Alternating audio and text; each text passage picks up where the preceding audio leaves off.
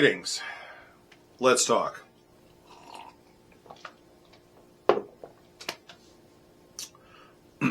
If I'm being absolutely honest with you, this video right here is the video I've wanted to make ever since I started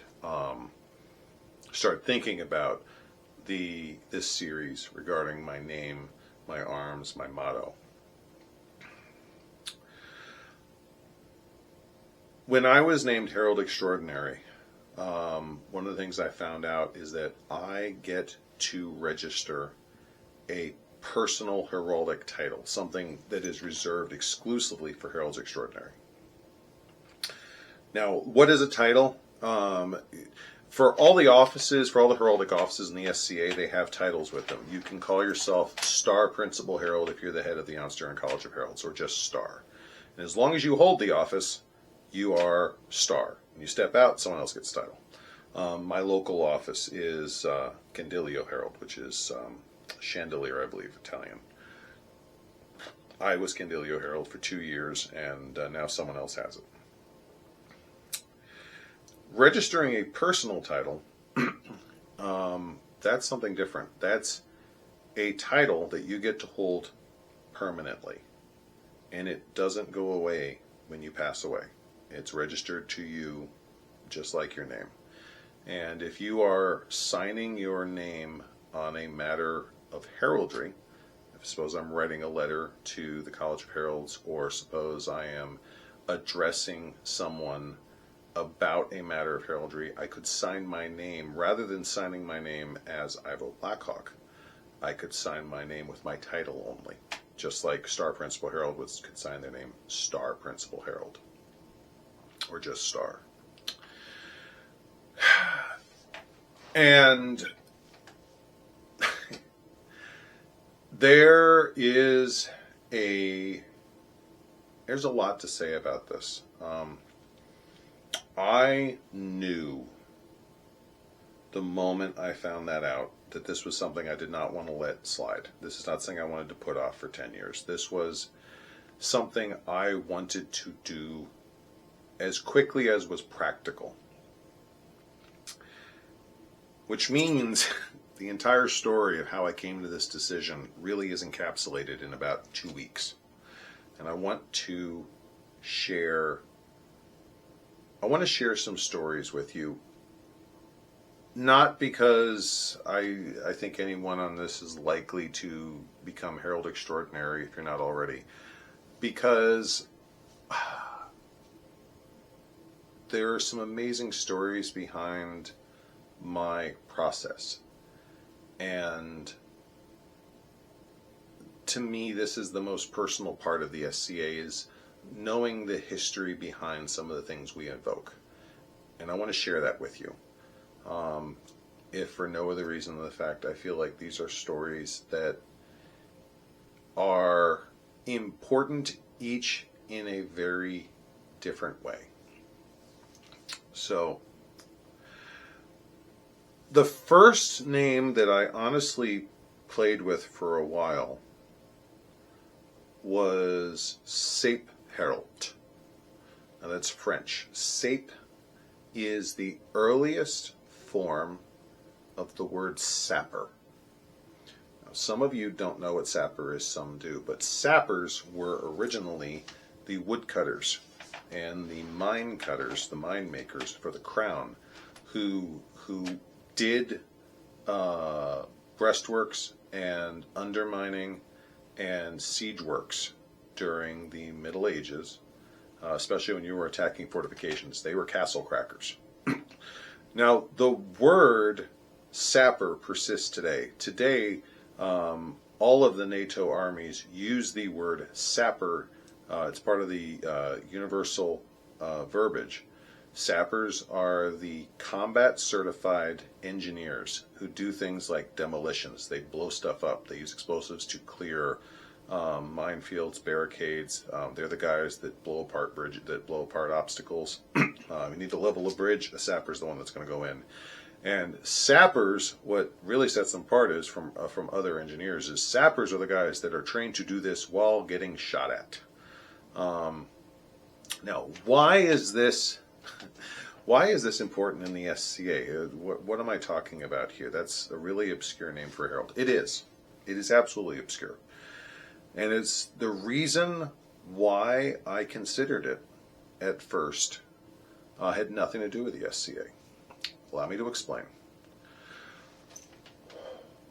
After the siege of Paris under Emperor Napoleon I, one of the things Napoleon recognized was that the smattering of individual independent fire brigades in Paris were not equipped, not capable of dealing with the damage of a siege. So he had all of the fire brigades of France disbanded, and he had them reorganized under the French National Army.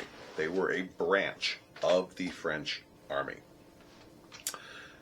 Today, that is still the case. The city of France and the city of Calais, I believe, they're not the whole French, not all the fire services of France, but specifically the cities of Paris and the city of Calais.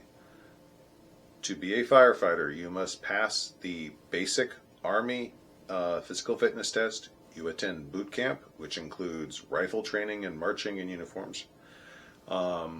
You have to pass the physical fitness test. They got the road march. It's a Army boot camp, and then part of your mission specialty is you go on to do advanced training in firefighting, and then they have a apprenticeship program, I believe, for 2 years.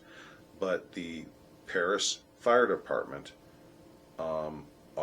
their uniforms are based on the Army uniform. They are military officers on a military pay, or they're military personnel on a military pay grade.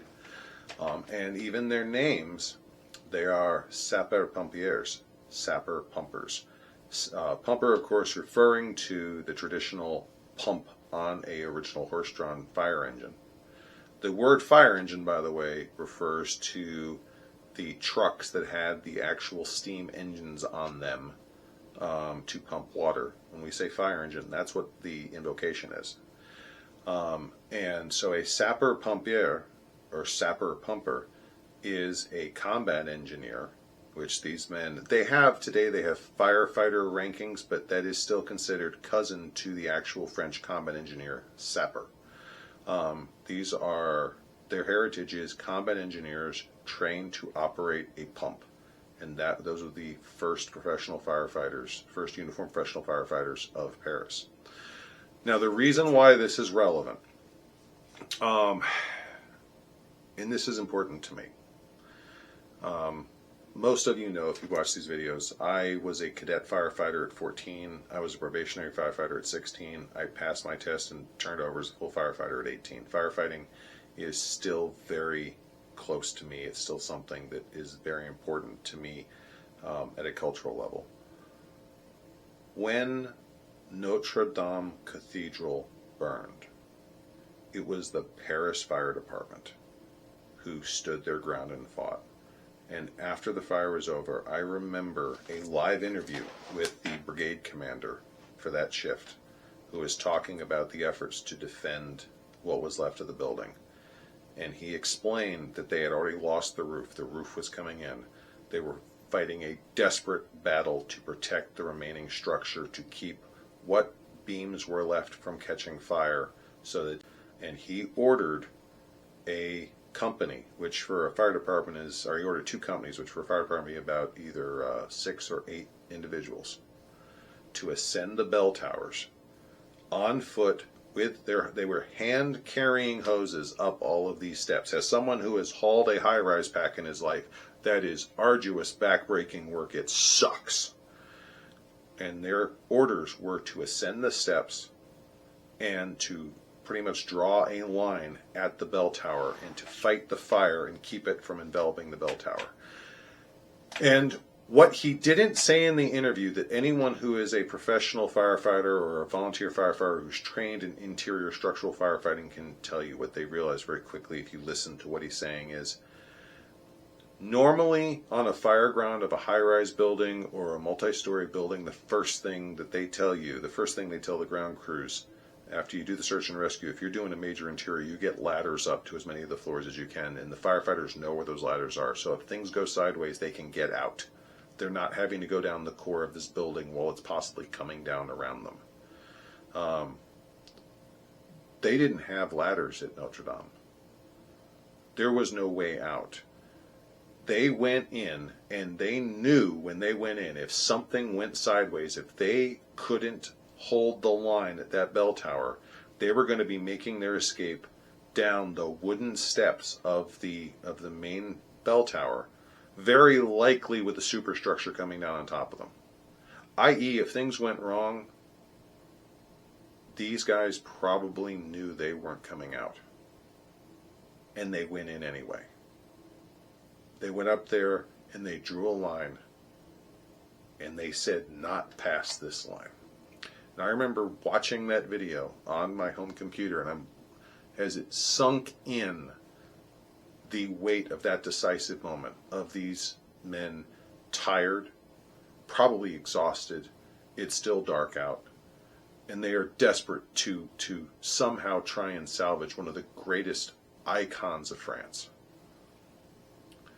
And they went in, and they had to know this was all or nothing. They had to know that they were either going to win or they were going to die with the cathedral.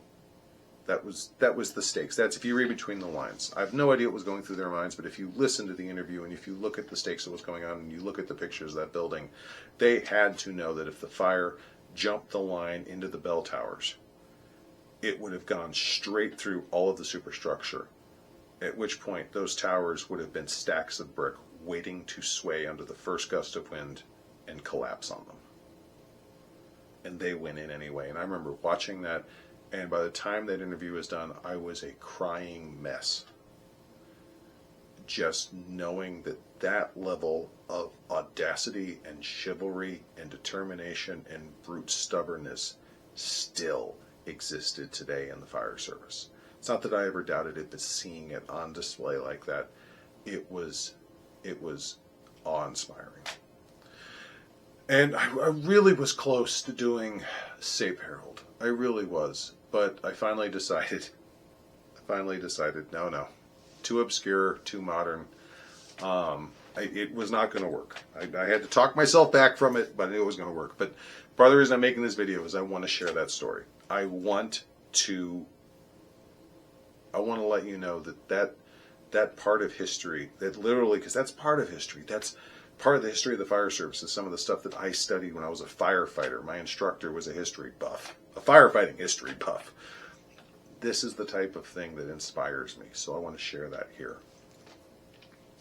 Now, moving forward, the next name I chose, I wanted to choose, was Perseverance Herald, which a lot of people liked, but that decision really was never on the table. A little bit of a search quickly found out that actually conflicts with an order that was registered ages ago in another kingdom. So, okay, moving on. I liked Perseverance, but moving on. Now, this is personal history, this next part. And I'm sharing it strictly because it's a cool story. I'm not even going to pretend this has any medieval context to it. It doesn't.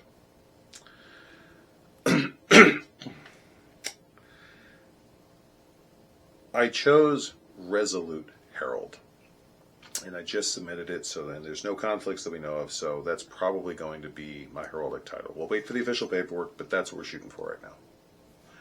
In order to understand why I chose Resolute, people who know me are probably immediately going, oh, I know why you chose Resolute, because you're resolute in your path, you will not falter, you will not waver.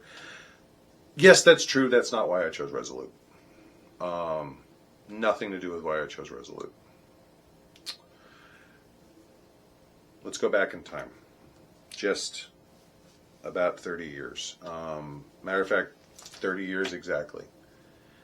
I'm 14 years old. It's my freshman year of high school. Actually, 31 years, because it was 8th grade. I was just before high school. And there was a new TV show out.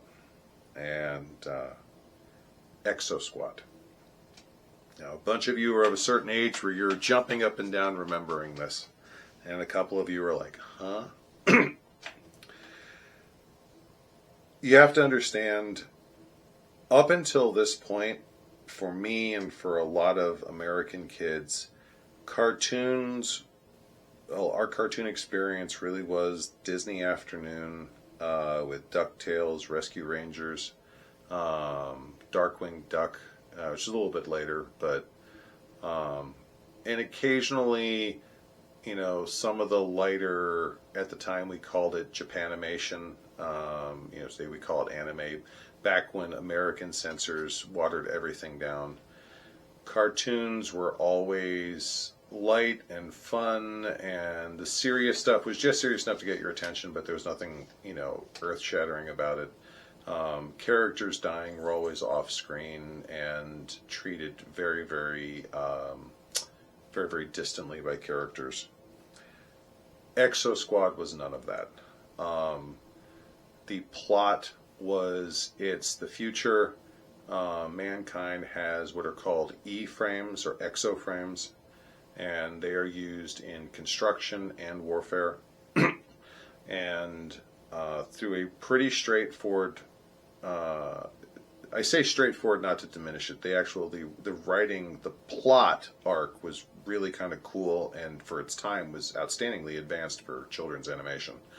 The story follows the Able Squad, this group of pilots that I remember all of them. I remember Lieutenant J.T. Marsh. I remember Lieutenant Nara Burns, Marsala, Bronsky, Takagi. These names were just written into my soul as I watched this cartoon, and they are sent out. The whole of the Exo Fleet, which they're part of, are sent out on this mission to deal with pirates out on the outer rim of the galaxy, or the solar system. And while they're away, an army of Neo-Sapiens, these were giant humanoid things that we created as labor, who rebelled and won their freedom, science fiction, social commentary at its finest. They're what we thought was pacifist government launches an offensive off of Mars and takes over the inner planets, Venus, Earth, and Mars. And the Exo Fleet now has to go and save its home world from a tyrant who is genocidal. And the cartoon did not shy away from the realities of war. People got killed on screen a lot. Some of these were named characters. And it wasn't long, drawn-out dramatic deaths. It's 1 second they're the frame, or their escape pod blows up, or 1 second they're there, and the next second there's a fireball from them taking an artillery hit. I was 13, and I wasn't into war movies that much. Like, the biggest war movies I'd seen were like The Longest Day and The Green Beret. Like, the idea of carnage on a Omaha Beach scale was completely foreign to me, and this cartoon had it all. Rapid fire. For its day, it was in-depth drama, really complex characters.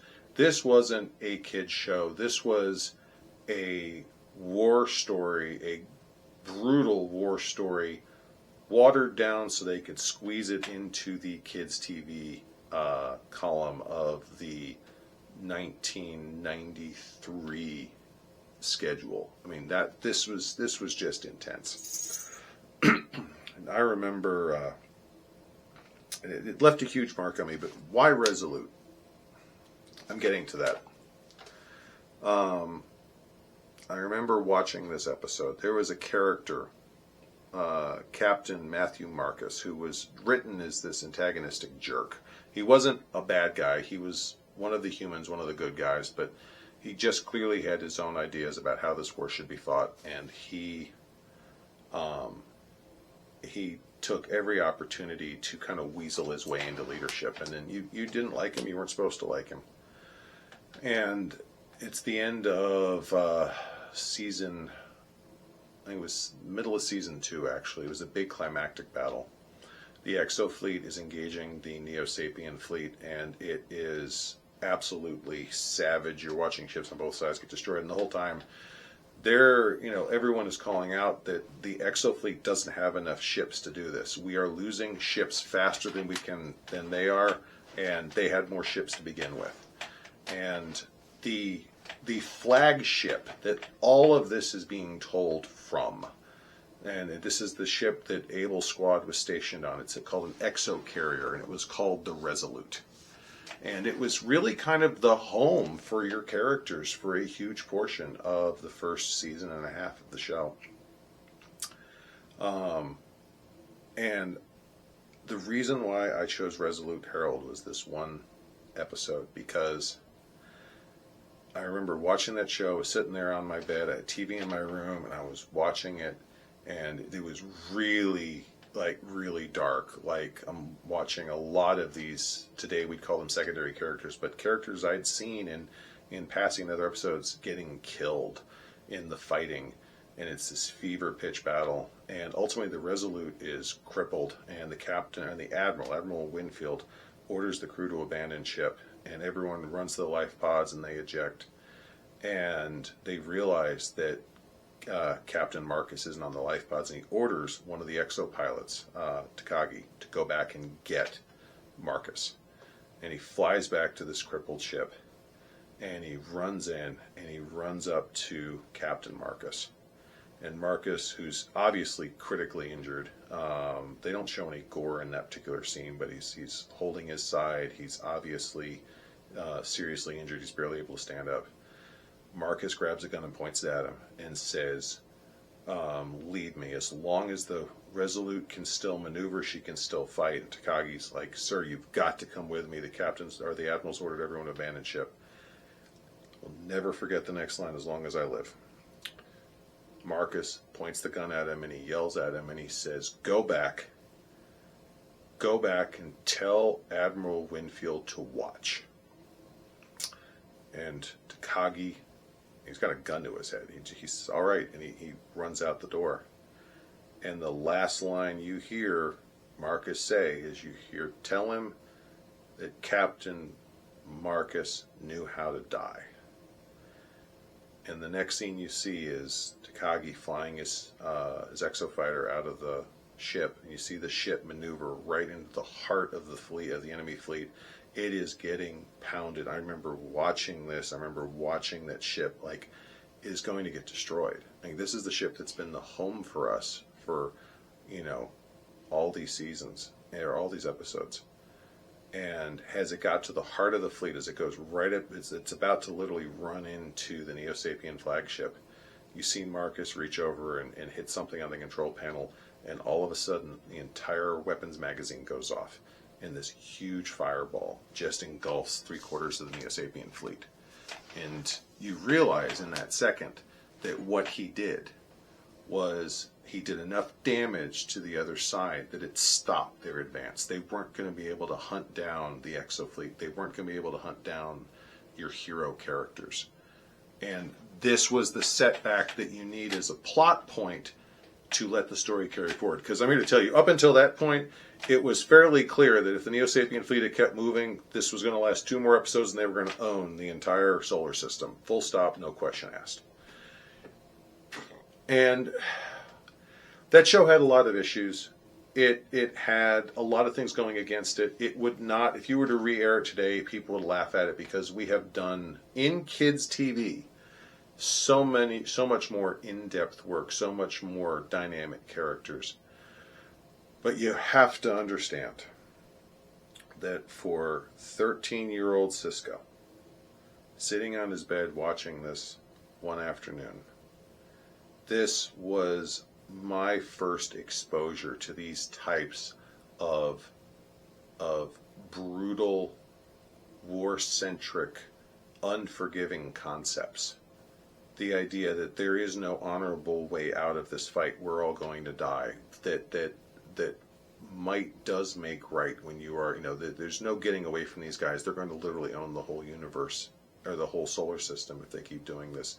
And that a character who you hate for the whole of the show, who just is this revolting little jerk, for a thoroughly selfish reason, winds up being the hero that buys everyone else the chance to recover and regroup and maybe win this war. I can't impress upon you enough how much that scene is burned into my soul. on how much of an impression it made. And that scene, that idea of stand your ground to the last, even if it is your last gesture, doing what needs to be, what has to be done. And also just that really was an awakening moment for me. That was part of my realization of bigger, darker concepts of humanity, if you want to be poetic about it. All of that really was encapsulated in the final moments of the exocarrier Resolute. And that right there is why I chose Resolute Herald for my heraldic title. And after all that, I'm hoping beyond hope that it gets registered. So, yeah, I still get goosebumps thinking about that scene. I just rewatched it the other day, and today it looks corny, but at the time, you know, when you're 14, or you're 13 rather, and you haven't seen anything like that, that was something else. Yeah. Thank you. Thank you for joining me. Thank you for listening to me ramble. I did want to share this. I wanted to share these pages of my journey with you, if for no other reason than I hope it helps shape your SCA experience to something even more wonderful. Thank you. I'll see you at the next event. Until then, goodbye and God bless. If there are two things I've learned that drive videos these days, it's controversy and engagement. Now, I am never going to fly the controversy flag on a regular basis. It's not what I'm here for. It's not the content I want to make, and I really don't think it helps any of us. But let's do engagement. If you like this video, please go down in the comments and leave a comment. Make sure to share the video. And last but not least, easiest of all, make sure to like the video. That helps drive the algorithm. It helps get the video views and helps promote this material. Thank you very much.